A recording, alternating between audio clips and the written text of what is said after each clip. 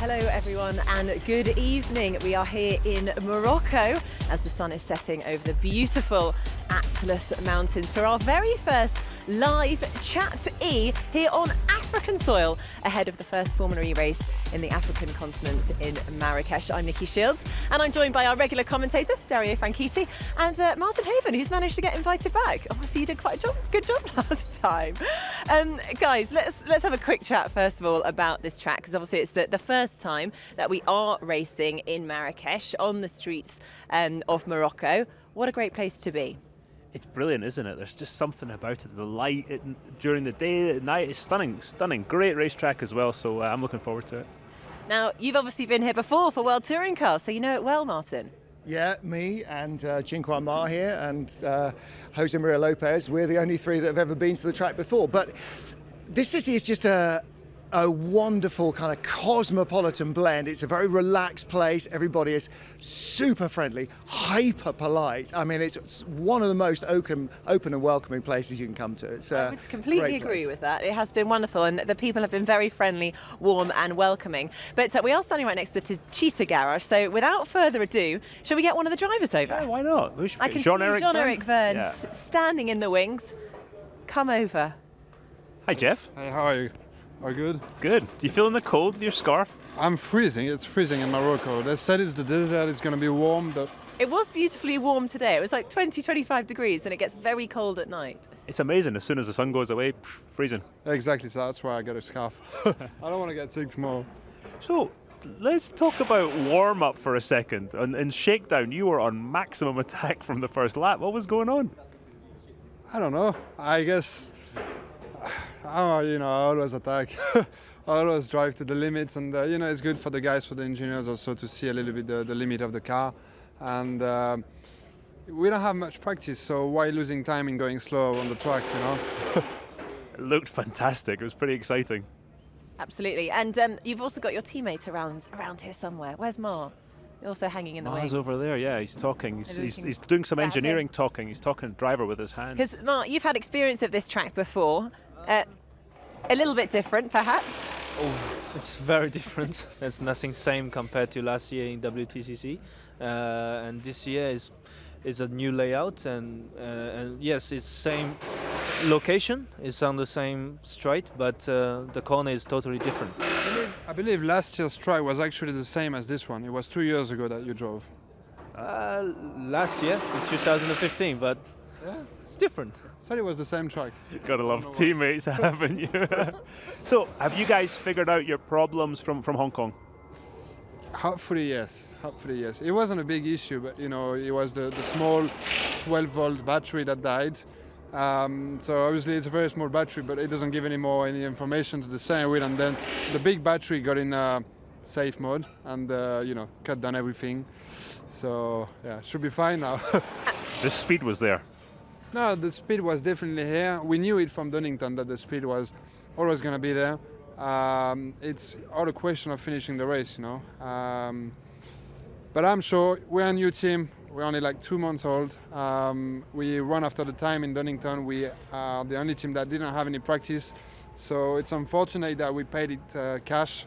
I think it was quite unfortunate that this could have happened in practice. It didn't. It had to happen in the race. So it's a bit unfortunate, but I'm sure the season is really long and everybody will have up and downs. So I'm really not worried about that. I know we got everything to be happy for. And what about this track as well? It's quite different to the bumpy street circuits that we're used to racing on. Is it going to suit a faster car like hopefully you've got? When you look at what we did during the testing, I always used to say winter testing, even though it's in the summer. I know it's kind of weird, but we drove in Donington, and Donington is a very flat, high-speed track, and we were the quickest every day. So I'm pretty sure we're going to have the speed here also. So it should be fine. Right, well, guys, all the best for this weekend, and hope you both get to the end of the race. Thank you, guys. See you later. Bye-bye. Well, thank you very much. I think you have a similar one. That wasn't the comment we made on your jacket, Nicki. No, I don't think we need to talk about my jacket anymore unless you really want to. They don't like my jacket. Now, Felix Rosenquist was another one of the drivers that unfortunately didn't quite finish the race. Hi, Felix. It was his debut performance. Felix, how are you doing? Very good, thank you. You? Very good, thank you. The drivers keep trying to grab it. It's my microphone. I'm just lending it to you. I'll let you have it. So tell us about your first experience. How did you enjoy? Did you enjoy Hong Kong? I mean, obviously it didn't quite go to according to plan, but you had a great qualifying session and out-qualified your teammate Nick Heidfeld.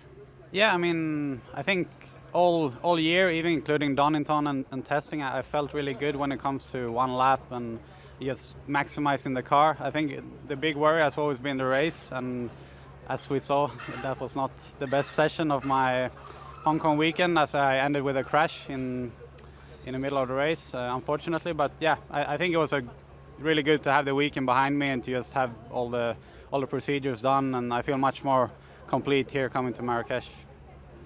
So you're going back to Macau next week? Yes, that will be fun. I mean, that's going to be interesting to get back in the F3 car. I mean, you have driven every type of car this year, haven't you? Yeah, it's been a really long year. I think I counted, and I think I've driven 10 different cars, raced 10 different cars this year. So yeah, it's been a long year, but I mean, obviously now the focus is here for Formula E, and it's for sure the big focus right now. But yeah, Macau will be a good way to end the year and try to go for a triple. Good man. Well, Felix, thank you very much, and I hope it's another Mahindra podium this weekend. Thanks, Felix. He is the real deal. He is just, I really have a lot of respect for his talent level. I think he's quite exceptional. So everyone's eyes will be on him. Who else do you think everyone's eyes is going to be on? Because, you know, Hong Kong, it was kind of difficult to tell. With all the, you know, the problems in qualifying, we don't really know who the quickest car is. I think you've still got to look at the two championship protagonists from last year, Buemi, Degrassi. And those are still the guys that everybody's got to beat. The thing is, though, we have a pit lane full of great teams and great drivers, and you just do not know if one team just gets a little thing right, they're going to start winning races. But is it going to be that easy? Are you going to be able to, first of all, gain an advantage? And if you do, are you going to be able to maintain it? Now, we've got a whole pit lane here full of teams that have raced here before. Because we've got one name that hasn't raced here before, Jaguar. And absolutely, and here we are. Adam Carroll, come and join us. Hi. Ben Collins too. And Ben. How are you? Hey, Ben. How you doing? Makes an appearance. Hi, how are you? How's everybody? Adam, quickly give us a review of how your first race went. There was lots of press in the lead up to Jaguar joining Formula E, but what was the experience like? It was brilliant. You know, Formula E was kind of everything I thought it was going to be. Super tough. You know, the track was tight, twisty, fast, bumpy, had absolutely everything, and obviously being a street circuit, the room for margin is incredibly tight. But in general, absolutely brilliant experience. It's also a brand new team, and also most of the personnel are new. You know, they haven't had experience of being in a Formula E team before, and it was a solid 12th place result. But do you think you can get more out of it this weekend? I hope so. You know, we were close to the points, but a few little things set us back. But hopefully we got to learn, and we got to be steady and get the miles in, and still we're learning all the time, and building from that. So that's the main thing, is pretty much just compete as many laps as possible, and try and finish as high up and see where we are. So getting those miles under the belt, do you now kind of go, okay, right, we know what we're about. You don't feel like a virgin so much? Well, that car looks pretty quick, so it looks quite well sorted. But for us, it's going to be our second race, and as you said, everybody is really new, including myself. So we just need to get quite a few races, and I think second, third, fourth, and hopefully this weekend it's already feeling pretty good in there. So let's see what happens. So Ben Collins, tell us, what are you doing here? I don't know. I'm just here as a guest, so I'll come to support these guys and see this fantastic series, try and understand how the cars work. It's really completely different. I mean, the stuff they're doing in car to manage their energy and make the car get through, and juggle the intensity of a street course with 22 top level drivers. It's a fabulous thing to come and see. So first time to come and watch it. What have you been up to? All sorts. I raced a Range Rover Sport down a ski mountain a couple of weeks ago, so that's just come out. That was pretty wild. What else? I've been working on some movies. Crashed a car, a Lamborghini even, in Doctor Strange that came out recently too. So crashed it on I purpose? was meant to. Oh, Yeah, right, okay, just checking. We never crash cars on purpose, did we? It almost came as a surprise. The trick Yeah, is exactly. to say that it was on purpose after it happens, and then it's fine.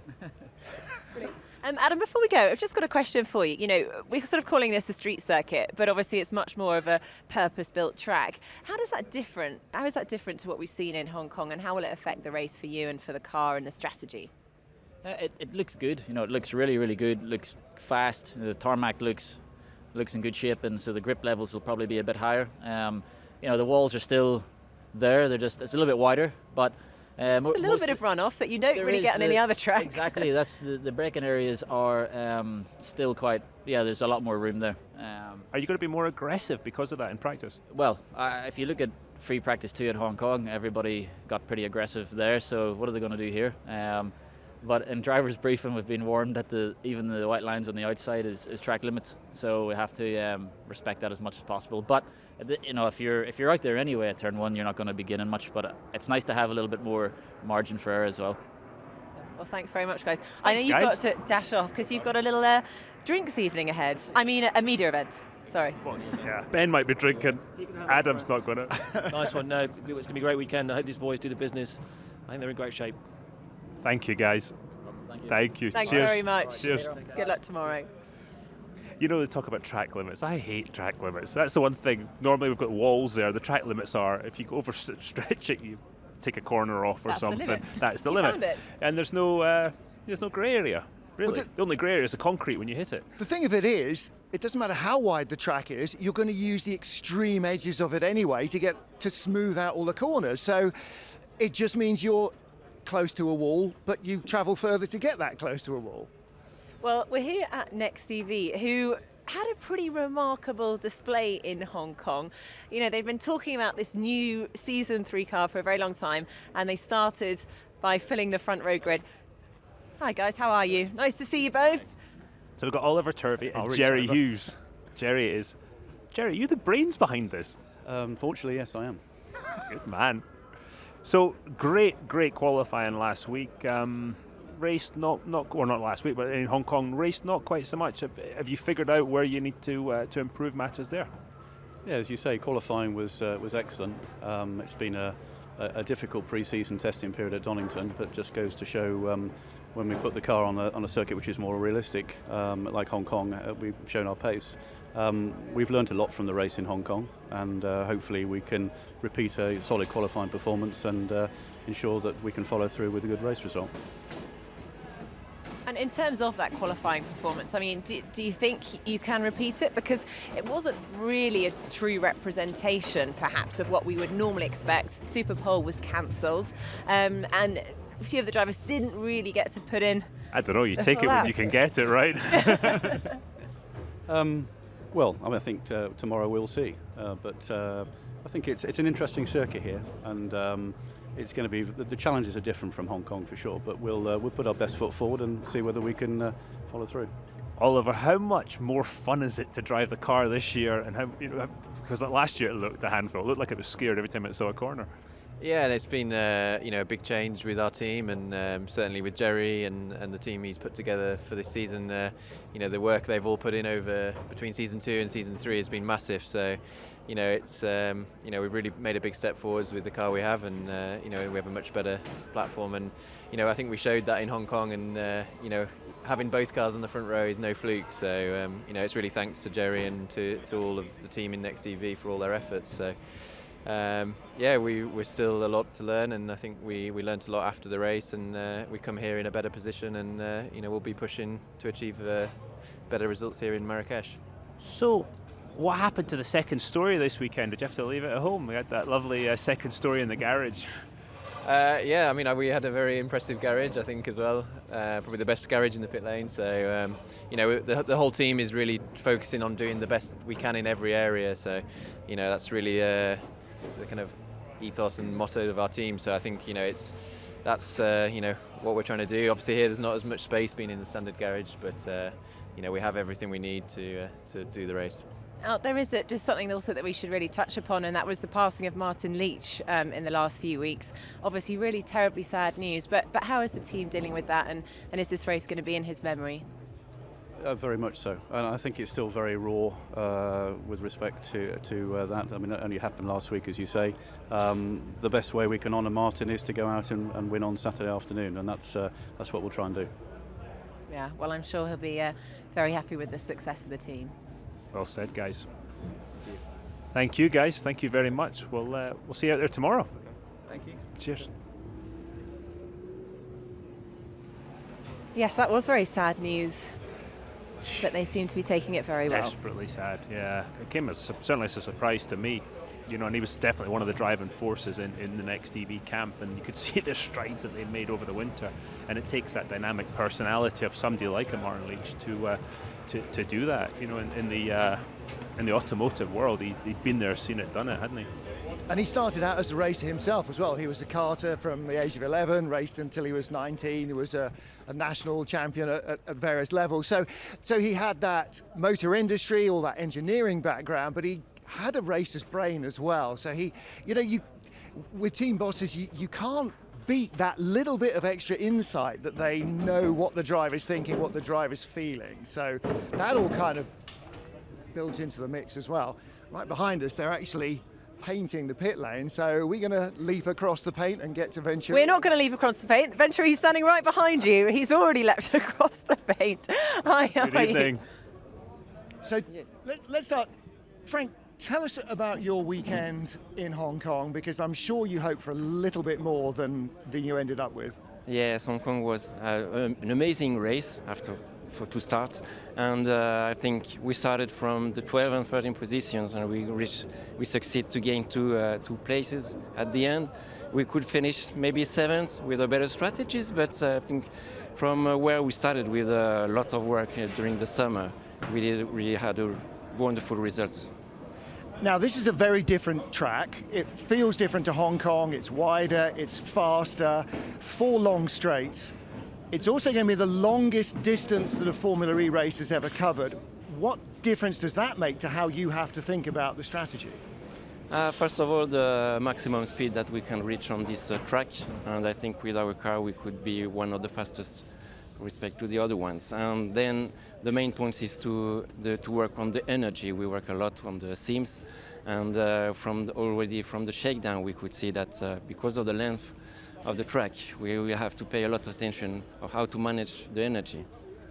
And pit stop strategy, a safety car here is going to make a big difference perhaps, or a full course yellow when it comes in. Sure, maybe I can't tell everything, but we studied in more details also for come on, and, no one's listening. And also for the safety car, and I think we can see that we can gain a lot of place, and we have seen also Di Grassi, how he managed perfectly the pit stop in Hong Kong, and so everybody now is focusing on it, and we improve all our tools to be sure that we can change our strategy. Well, we always talk about the driver because he's the guy on the track, he's the guy in the spotlight, but this is a championship, especially where the team really has a big part to play. Yes, there is bilateral communications between the drivers and the team. Obviously, sometimes we're missing some information from the drivers because he's too focused to fight, and then we ask him the energy, the pace that he can have, and with our internal tools, we double check what he's thinking. But we also can say that this kind of championship gives more power to the drivers, and we need very intellectual drivers and good mathematicians, I think. Absolutely. That's very good. Okay, Frank, we wish you bon chance. Thank you. Very much. Good luck for the weekend. À bientôt. Thanks Okay, very à much. bientôt. It's a very interesting point that he makes there. Attentions are now really going to be turned to these pit stops during safety cars. Well, I mean, they did it so well. They did it perfectly. Today, I was walking down the pit lane, and every team was practicing car changes, but also nose changes, bodywork changes, anything they felt that they could change, and in the pit stop was being done, because they realised that if that had been maybe last year, you'd have said, oh, their day's done, the app guy's day's done. Yeah. But they brought it back to second place finish. That was quite incredible. And also just the fact that Lucas managed the energy from lap 18 to the end of the race. I mean, again, that's something that we would have that'd said be was impressive. impossible. Well, one of the factors maybe on the grid is the quality of the drivers. Nobody here is bringing money. There are no renter drives. Everybody here is a paid professional. And this is probably the only racing championship on the planet where that is the case. And so you get guys like Jerome here. He's got no Jerome, tell pockets us. to The put, future. to put money in. No. I guess so, yeah. Anyway, let's move on. How are you? I'm good, yourself? Very good, very good. Yeah. So, tell us about this track. Well, it's actually very different from what we've experienced before. I don't remember a track like that in Formula E, in the sense that, I mean, it looks pretty dirty still and everything, but then you go out there and you're cautious for one corner, and the second corner you realize already, wow, there's a lot of grip, which is actually a good thing, because it's going to be tough on energy. So that means we managed to keep the minimum speed a bit higher, so it's not going to be as a challenge, but it will. I think down the line it's going to be the same for everyone. But yeah, I think here it's going to be the game. It's going to be the energy. And from what we saw in Hong Kong, you know, we've talked about what we saw in testing. The ones to watch, it was Techeetah and Renault. Do you think that rings true, and do you think they're going to really perform well tomorrow? Yeah, I'm sure they will. I mean, clearly on a track like this, you're going to have less surprise than you would have in Hong Kong, because Hong Kong not only was the first one, and so, you know, you develop a package, and then the first time you get on a street circuit with it, you get surprises sometimes. I mean, we had some, and so, you work back home after the race to sort them out. But here you're more on a traditional track. I mean, some place still easy to make a mistake, don't get me wrong, especially turn 7. It's like the wall's coming to you at the exit, and it's the fastest turn of the track.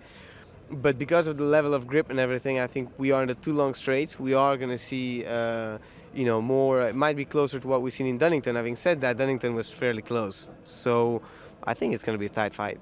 Is your setup from Donington going to work here, or is it too slow here? I think that, the thing with Donington, what's really difficult with Donington to understand is that, I mean, you try to get performance, trying to get as much grip as you can out of the tires and everything, but then you go to Donington and the whole sector, it's like, even if sometimes you have a little bit less grip, but you manage to find a better balance, well, you're going to go faster. But it's really purely only in Donington. And so I think here it's not, I don't think that the setup purely from Donington will be the solution here. I think it's still going to be more of a street circuit setup, because you do have chicanes, you do have curbs, and you do have slow corners, but then we'll see, And we were just quickly talking about pit stop strategy and, what Lucas Di Grassi managed to do in Hong Kong. How much are you now focusing on what your pit stop strategy is going to be for this race? It looked very impressive. Having said that, the consumption under the safety car was marginal, and so speeding on lap 18 or lap 20 wasn't a big difference. It was a difference, but not much, and actually the track position you would gain from doing that was a huge advantage. I think it was either the best strategy was either you pit lap 18 or you really stay out longer like some of the guys did, yet still I think lap 18 was the best. Still you have to manage it, but if everyone around you is trying to manage that, I mean between lap 18 and lap 19 we're talking about a fraction of kilowatt hours. So Sam Bird also managed to go a couple of laps extra, which worked again to his advantage. Unfortunately he did have problems in the pit stop afterwards, but it's just an interesting thing it's to just look at. Some people are on that strategy, some others on the other one. You got to try to make the most of whatever you're doing, but then when it's like if a race, if it's tough for the energy, if it's tough regarding the energy on a particular track, it's the same for everyone. So if everyone's on the same boat, it's just the same. The only difference is that, well, you're going to get the guy that's going to be tempted to stay flat out for another extra 50 meters, so he's going to overtake someone, but then he's going to have to save, and by saving, on a track like this, well, you're going to get overtaken, so it's just good for the fans. Well, Shireen, we look forward to seeing what happens tomorrow, and good luck for the race, and good luck for that pit stop. Cheers, Shireen. It could be really interesting the way that fortunes change between the teams, because as he says, you can save early or you can save late, but I think everybody accepts you are going to have to save. Here. And you can't bury yourself and expect to hang on to that track position. It's too wide, too many straights. I think there might be a 1 lap window here. The length of this track, it's not going to be much bigger than that. Talking about small packages, here's Sam Bird. Oh, what an entrance. That's so cool. He's Come on, Sam. Hello, mate. Come and stand next to me. Oh, Martin's back. Great. So there's a bit of a thing here with... Explain that for people who aren't familiar. So everybody who's watching, basically, whenever Martin's been commentating on me, something extraordinary's happened to my car, my situation on track, in a bad way, unfortunately. So I'm hoping that this weekend, Martin, you're going to be my good luck charm instead of my bad luck. Not the commentator's curse. So you were in a position to win in Hong Kong. Yep. You get in the garage, you're swapping cars, you're ready to go, it's all looking good, and it won't go in gear.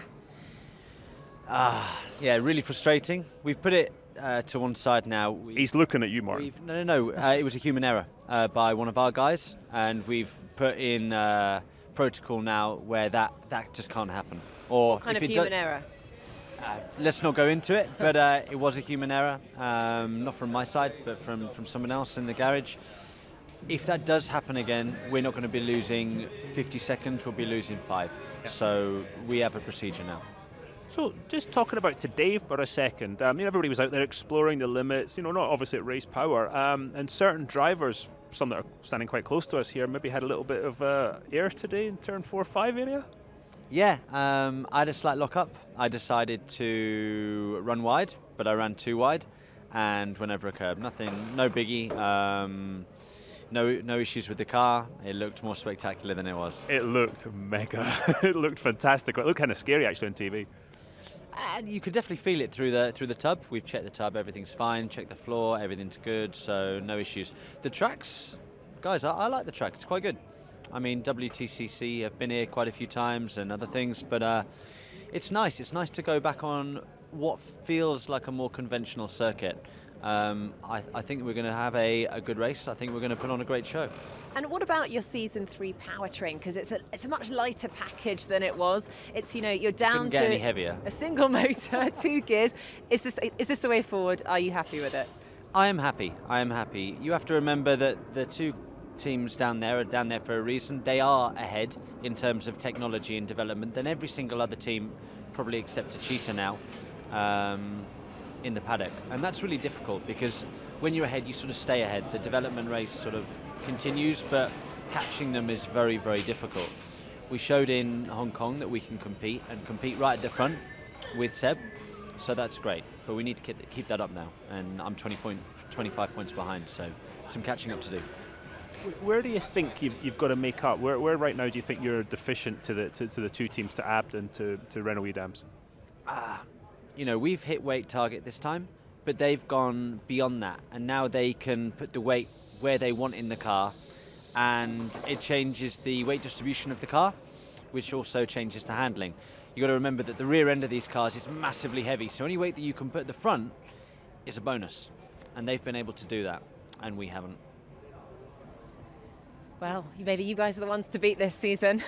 But on that moment, I think we've got Nico Prost who's going to come and join us. So you can have a discussion together at which powertrain is the car to beat. Hi, Nico. Okay. Hi, how are you? Very good. You? Very good, thank you. Oh, okay, we're being very polite today. Tell us about Hong Kong. What are you happy? I mean, the result in the end was not too bad. I was a bit frustrated because I was very fast in the free practice and it was hard to get a good lap in Q1.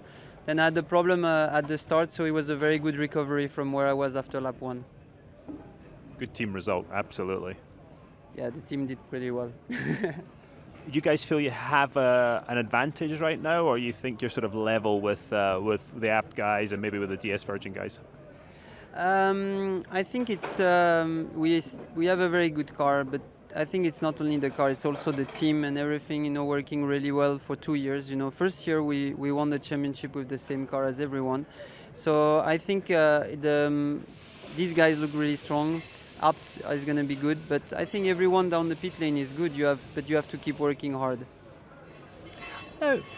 Sorry, go ahead, Mark. I was just going to say, I love the body language here. We're talking about who's got a good package and who's not. And Nico's really trying hard not to say, yeah, we've got a great car, because when you're in that position, you don't want to jinx it. But Sam's going, yes, it's definitely a good car. But when you're in Sam's shoes, you're also thinking they've definitely got an advantage. When you've been on both sides of that situation, right? You always think that there's, But they've got an advantage because they've done their homework and they've done the best job. They're in that position because they've done the best job in the first 2 years, and rightly so. Now it's, we've got to play catch up, and that's what we're trying to do. Is it harder to catch up because after every race the cars are flown away to somewhere else? You're not sort of sending them back to base and working on them. Is it harder, do you think? That and the fact that you're not allowed to develop during the season. It's not like we can go away from this weekend and go, right, we need to develop our powertrain now. What can we do to improve it? We can make notes for the next season, but then once you've made that, then that's homologated and you can't change that. So you've got one crack at it. you've got to get it right in the off season. If you don't, you're stuck with that for the year. Well, guys, thank you so much. Guys, and, thank you. Time will tell tomorrow. Good luck to both of See you later. Thank you. Thank you. Very interesting discussion there, but they were very polite. If you can't then develop a car advantage, Dario, you've got to race smart. But racing smarter against dams, that's really tough. That's like racing smarter against Mercedes in Formula One. And also at this point in the season as well, you know, what can you really do? Sam pointed out any changes that you make now are actually going to be for season 4. You know, software stuff, they're still definitely developing that. They're developing dampers, they're developing other stuff like that. You know, it's... Now, just a reminder, actually, to anyone watching Chat E this evening to cast your vote for Fan Boost. Daniel Abt is the man to beat at the moment. You can cast your vote by using the hashtag of the name of your favourite driver and hashtag Fan Boost, and you can do it using the Formula E website, using the app, or you can just do it online. Who's your Fan Boost going to? Don't know. Well, that was a big sigh for a very boring answer. Wow. Well, who needs it most? I mean, do you give it to the one that you most like to win? This is an interesting strategy. That's what I was saying yesterday. My Fan Who do you Boost give it would to? have to go to Sam Bird just to try and undo the Martin Haven-Sam Bird jinx along. That's actually not a bad thing. Yeah, I would say Sam as well, just because you've jinxed him for so many years. It's just... honestly, it breaks my heart almost as much as it breaks his mother's. Yeah, I'm not sure about that. Well, they're your Fan Boost votes. Who is going to be your winner prediction tomorrow? Wow. That is much tougher because you've got to throw in a whole load of different factors because of the length and the speed of the track that we don't know yet, and the teams answer don't the know. question. Who's going to win? Birdie. Double luck, okay? Fair Or play. commentator's curse. It could absolutely happen. I'm going to go with, again, Buemi, because he's just stepped up to another level. The team are fantastic, the car is fantastic, and it's up to everybody else. They're going to have to go up and take that trophy from him right now. Absolutely. Well, I'm going to go with Lucas de Grassi. But we will find out tomorrow. Please do join us. Tune in. We'll be kicking off with qualifying at 12. And then the race, as always, will be at 4 o'clock. So don't miss that race because it's going to go wild on the streets of Africa here in Marrakesh tomorrow. We'll see you then.